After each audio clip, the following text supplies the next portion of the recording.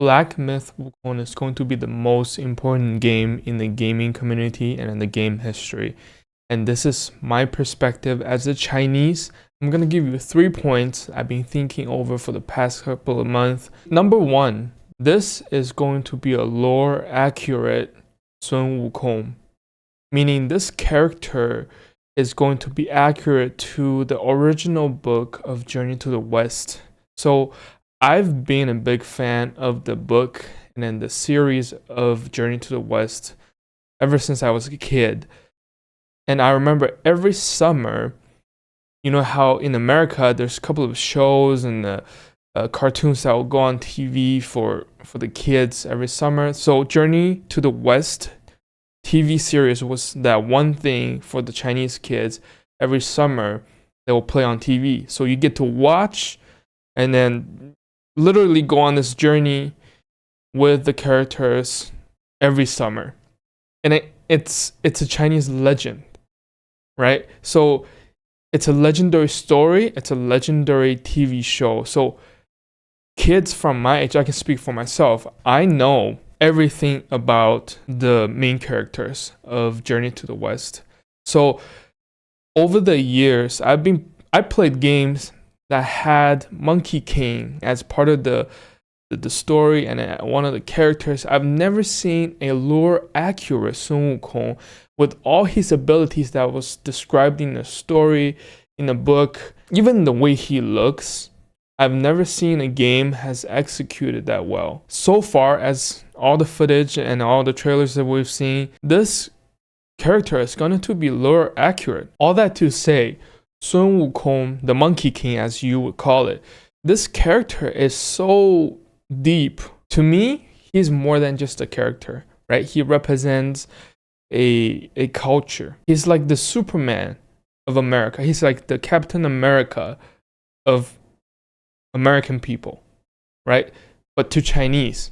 None of the other games, even movies, have done this character right, at least the ones I've seen. So a good example would be Marvel movies. Not every character that you see in the MCU is accurate to the comic book. And that's my biggest pet peeve, right? I want the characters I know that read growing up to be the same. Why would you want to change that, right? I don't understand why they have to do that. The second reason is this game is done by a Chinese studio. Now, I don't know about you, when you talk about Chinese games that are good, I don't even know if there's a list. What I'm saying is, it is going to be very important for the Chinese gaming industry if this game becomes what they say they are. If Game Science can execute Black Myth Wukong on this level, that they are setting a new standard for Chinese games. Now, I know another game that is also coming out, Phantom Blade Zero. Okay, so that game, I know the studio because I used to play the games they develop on a cell phone. Okay, so they've done games on mobile phones before, and then they're just the most fun mobile phone games I played when I was in middle school and high school. Okay, and now they're going into this soul-like RPG game, which is very exciting. Okay, so these two games honestly would set a new standard for Chinese games. Okay, point number 3. So normally when it comes to drama, political attention, and then gaming industry news-wise, I saw them, I watched them, but I don't really want to be a part of what they're talking about really. But somebody has done a very good job. So Menix, I'm going to show you real quick, has done a very good job talking about what this whole Sweet Baby and Black Myth Wukong and IGN.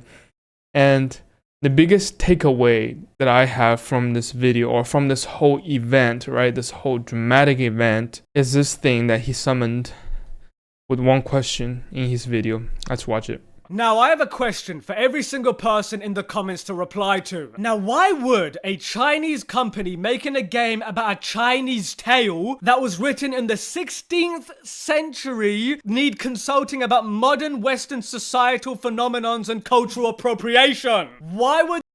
Period. To me, Boy Baby is ridiculous, right? The agenda they try to push onto a video game, the intention behind their action, it's just purely evil.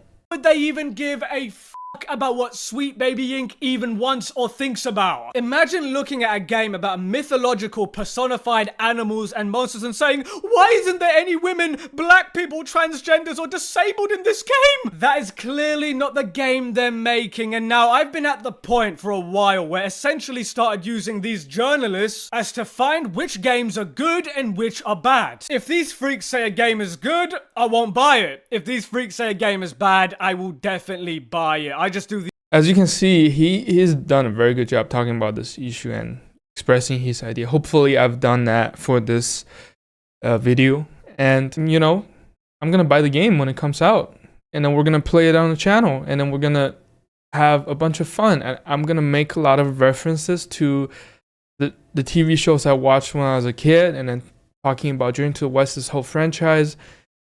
It's gonna be a blast.